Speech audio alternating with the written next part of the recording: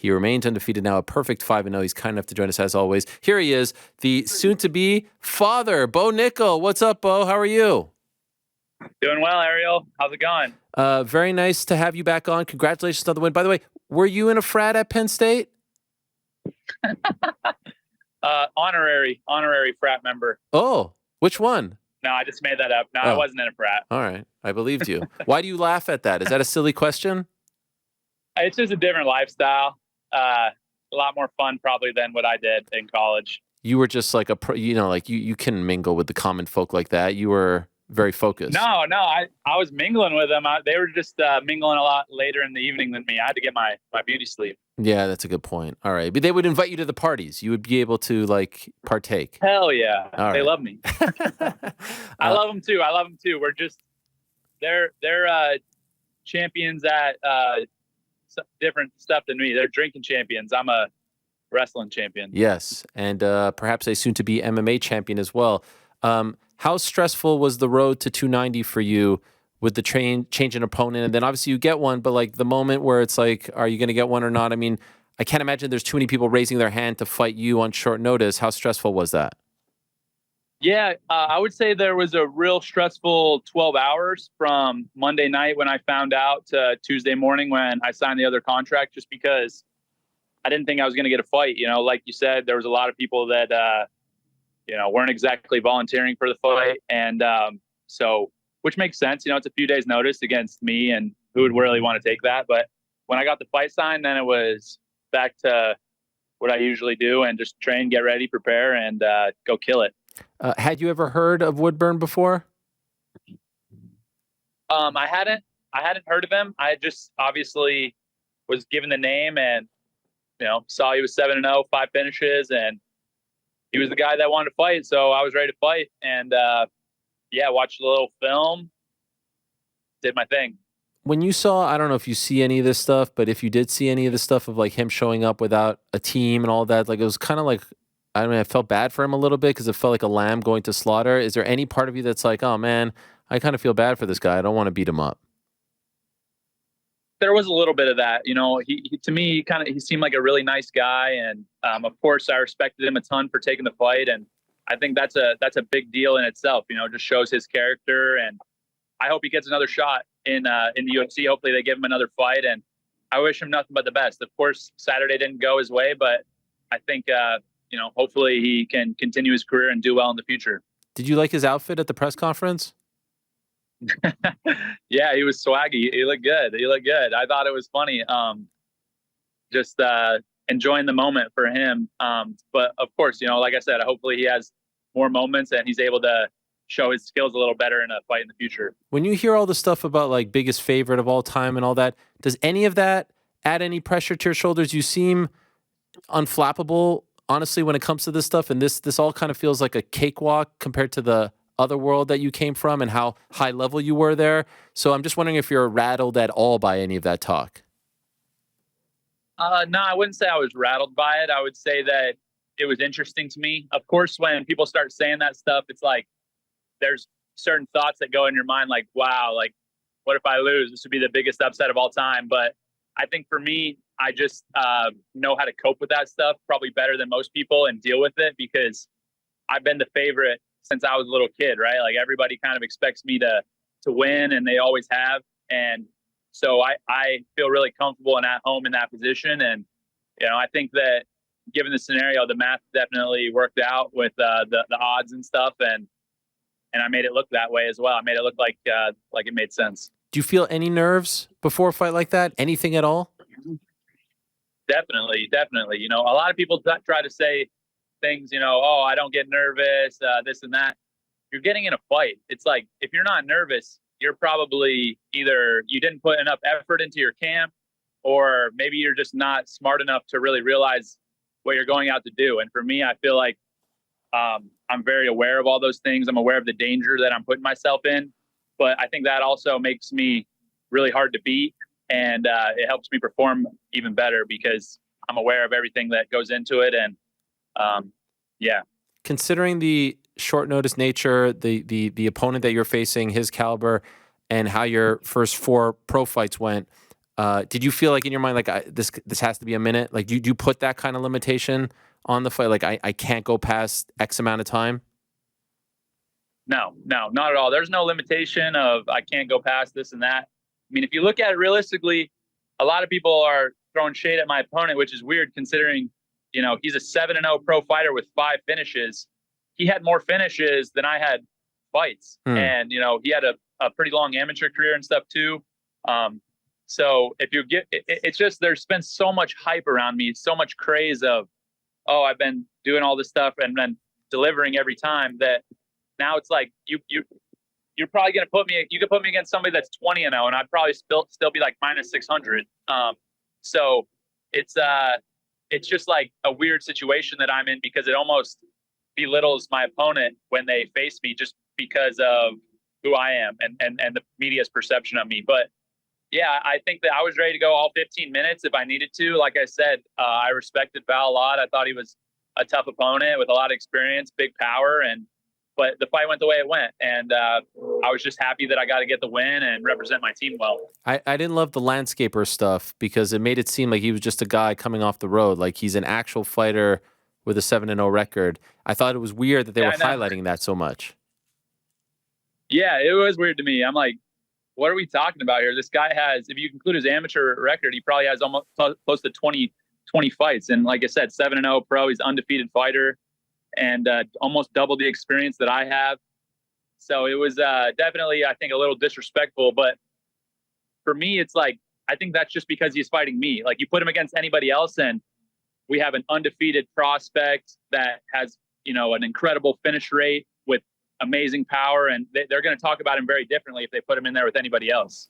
At this point, are you surprising yourself a little bit? I mean, like, these hands, what is going on here? How is this possible that you're hitting guys like, there's not a part of you that's like, shit, man, this is actually going way better than I thought it was going to? I don't know, Ariel. How is it possible? I don't know. I really don't know. How is it possible? Have you been boxing for 25 years? Come on. You're I've been boxing for let me calculate it out exactly. Let's call it a conservative 18 months. Probably a little less than that, but 18 months conservatively. It's crazy. It's crazy. Like, when you land that right, what do you think? Like, I heard it on television. Like it was loud. It sounded like a firecracker. What are you thinking? What does that feel like?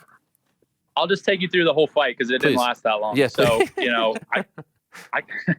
I come out and I'm expecting him to rush me. Like, I'm thinking, oh, he's going to charge in crazy, blitz me in. I'm going to hit him with a straight left hand, take him down, sub him. That's in my mind what's going to happen. And he came out very patient. He was measured. He was backing up. He was looking to counter me. And so immediately I have to change game plans because I expected to be the counter fighter, and I wasn't. But especially he was looking like real hyped up in the corner. So, that's props to him for kind of coming out and being able to stick to a game plan. I'm sure his coaches told him to do that, and that was part of their plan. But so then I just start kind of getting on my feints, controlling the air, and throwing some stuff at him, kind of seeing what he's doing. And then I throw a straight left, and it literally just missed by a half an inch. I think I would have knocked him out cold first punch if my straight left would have landed. But it was kind of a little looping, but I missed.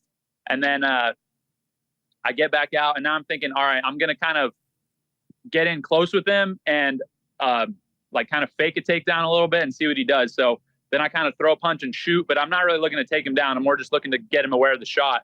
And I kind of hit him like pretty hard with my shoulder and stuff, and we kind of collided. So I was like, all right, now he's going to be more worried about the takedown. So then I give him a little space, back off, start feinting again. And at one point, you can see it on the film, but I drop my right hand down low, and he completely drops his lead hand like down to his hip. And then in that moment, I was like, all right, bro, you're done. So then I feint again, come up with the right hook, wobbled him. I hit him flush, straight left hand, right hook again, back out, uppercut, and then kill him with the last shot when he's down. So, yeah, that was fun. How do you remember all of that like that? How did you memorize all of that? That's just how I've always been. If you, I could probably walk you back through most of my wrestling matches that I competed in, in college and high school. Even when I was a kid, I just kind of remember that thing. I think I just kind of have a weird intellect with my, my competitions and stuff. I love I love it. And I think that just helps me. I don't know. The intelligence is increased since I love it so much. That reminds me of that football player. I think he was on the Rams. Was it Cooper Kupp when they asked him about a play and then like he broke it down like sequence by you know what I'm talking about? That famous clip? That's what that just reminded me Yeah. of. Yeah. There's a lot of people that are able to do that I look up to, especially in other sports. Cooper Kupp's one of them. LeBron does similar stuff. Yes, yes. I like the linebacker for the Panthers. He retired. Luke Kuechly. He's a guy that I study a lot, just his mindset and how he competes and stuff. But yeah, you don't really see that in MMA too much because people, they go red and they get too emotional. But for me, it's not an emotional game. And I think that helps. That's another thing that helps me. Your post-fight interview, though, was emotional to a degree. It was beautiful, the stuff that you said. Was that your first reveal that you were going to become a dad? Like, were there people in your family that didn't know yet, or did they all know and you were just telling the world? There was a few people that knew, but most people didn't know. So it was just kind of a cool reveal, and I was just happy to get the win and give my wife a shout out because she puts up with a lot. I'm having to travel and sacrifice a lot, be away from her and stuff. But yeah, it was kind of cool to be able to do that in the ring and stuff. Why did you feel the need to say the stuff that you said about being a good father and husband afterwards? I think that's just something that, to me, I've felt that genuinely. I think that role models in today's day and age oftentimes are the guys that are, making the most money or have the most fame or drive the nicest car or this and that. When in reality, I think the people that we should be looking up to are good husbands, good dads, guys who lead by example and are there for their families. And that's the type of guy I want to be, right? Like, I think that, like I said in the interview, it's really cool to be a good fighter. It's cool to knock people out, but it's cooler to be a good dad and a good husband.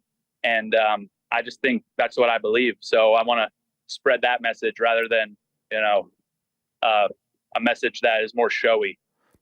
You, like I said, you're unflappable. You're such a pro. You've been there before. But is there any part of you when this is done, when you take a step back and you're like, I just fought right above Robbie Lawler, the legend who just retired, International Fight Week. Every fighter on the roster felt like they were in attendance, celebrities in attendance, July 4th weekend for the, like, are you allowing yourself to enjoy this, or are you so intense and focused and professional that you don't smell the flowers at all?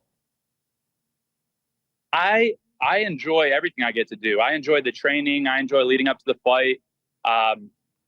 Every choice I make in my life, I feel grateful for, and I'm grateful for all the opportunities that I get. And, that's what's fun for me. It's fun for me to actually go do it. And, to do it on that stage is even more fun, because that's what I love the most. I don't fight for money. I don't fight for attention or to get more Instagram followers or whatever. I just fight because I love it. I don't really have to do this. There's a lot of other things I could do. But yeah, I think that I don't really feel like I have to take a step back and smell the flowers because I'm always grateful. I'm always appreciative. And it's something that I just feel lucky every single day that I get to get up and train and compete and then go perform. So, everything else that kind of comes, it's definitely surprising, like the money and the notoriety and all of that. I don't really expect that, but it's nice. And, but I stay focused on the same things that I've always talked about, on gratitude, on making the most of my opportunities, on being a good person and stuff like that. And that's what's fun for me. So every time you fight, the talk grows. They want to see you against tougher competition. Have you reached that point yet? Or do you want, I said, give me 10 more Val Woodburns. To me, you're a must-see TV. It's a spectacle when you fight. I love seeing those quick finishes the same way I loved watching Mike Tyson as a kid.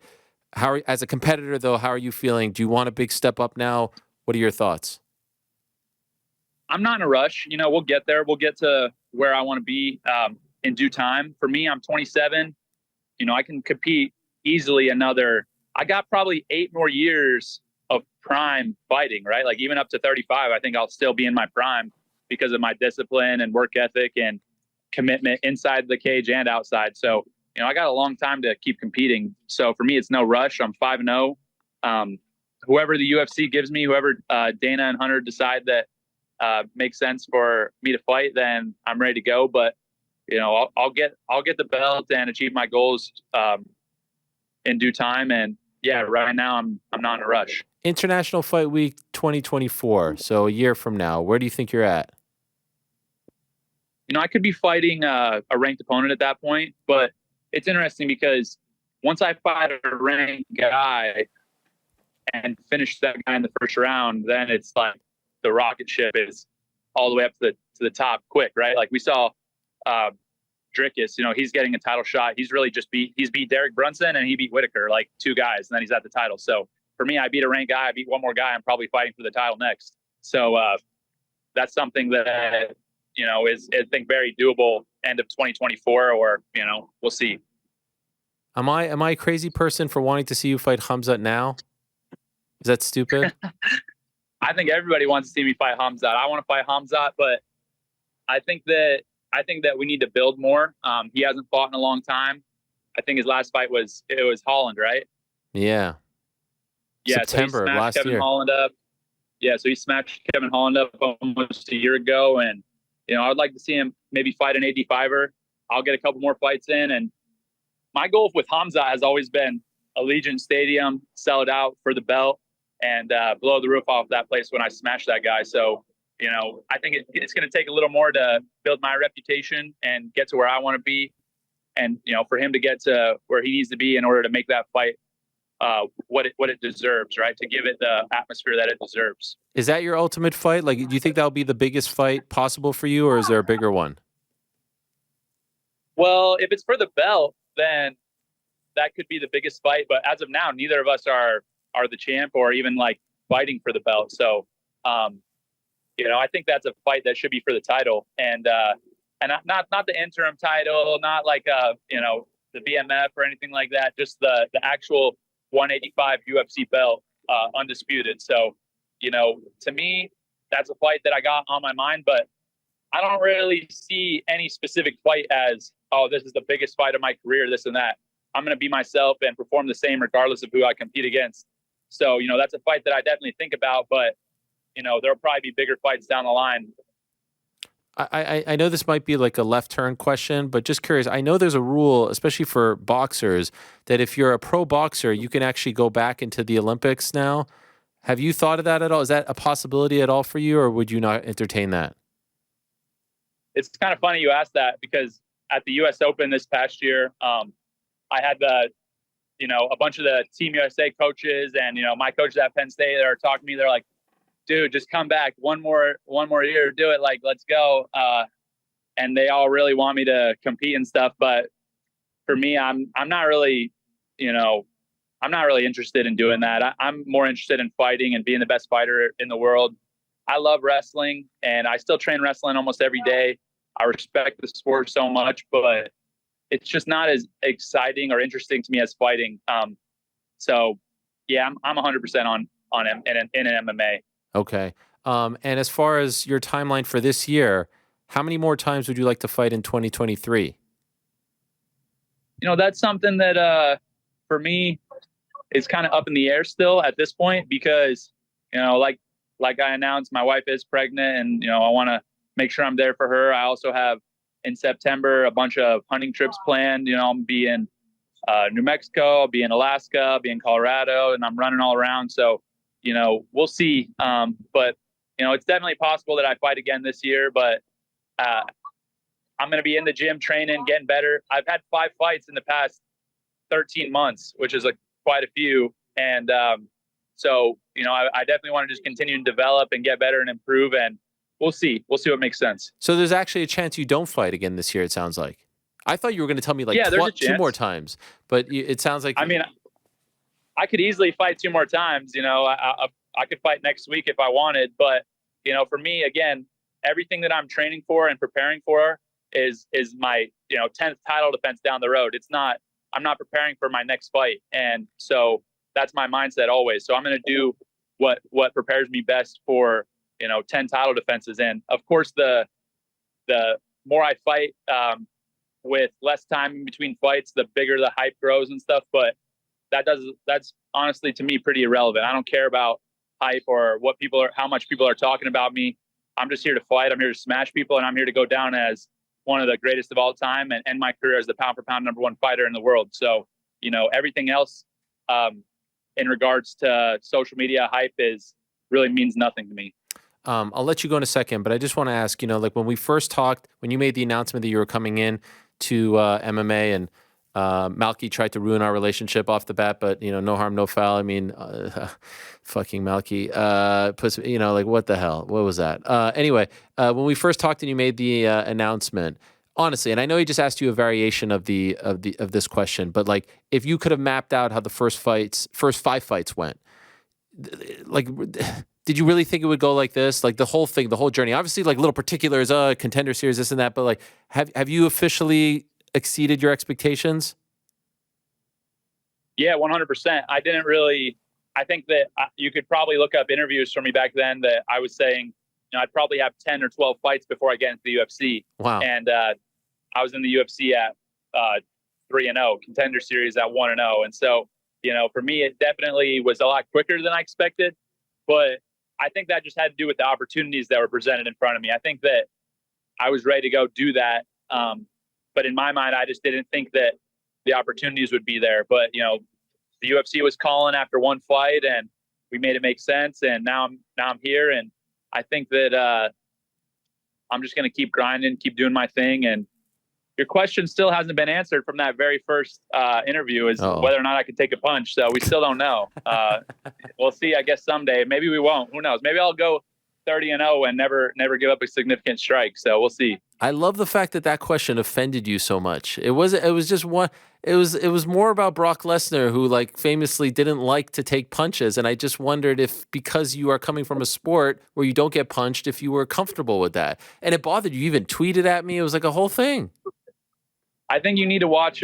Go watch. You remember I invited you to the Final X World Team Trials a month ago. Yeah. You go watch Zane Rutherford versus Tyler Berger.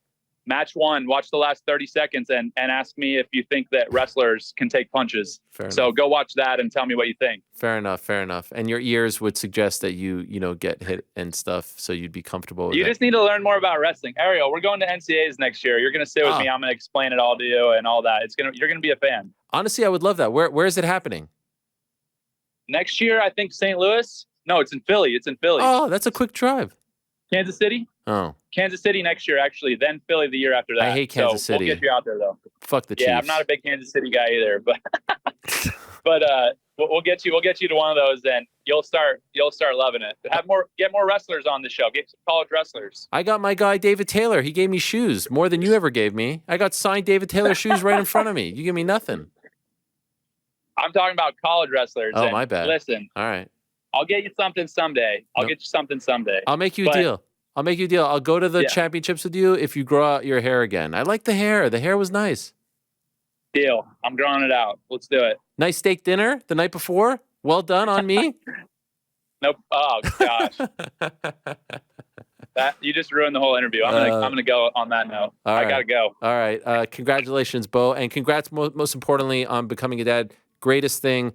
From a father of 3, there's nothing better. Your life is going to get infinitely better. So well done, and I hope it all goes smoothly and well for you guys. Thank you so much. Thanks, Ariel. Appreciate you having me on. All right, as always, here he is, the one and only Bo Nickal. What a great star, and a rising star, a prospect, whatever you want to call him.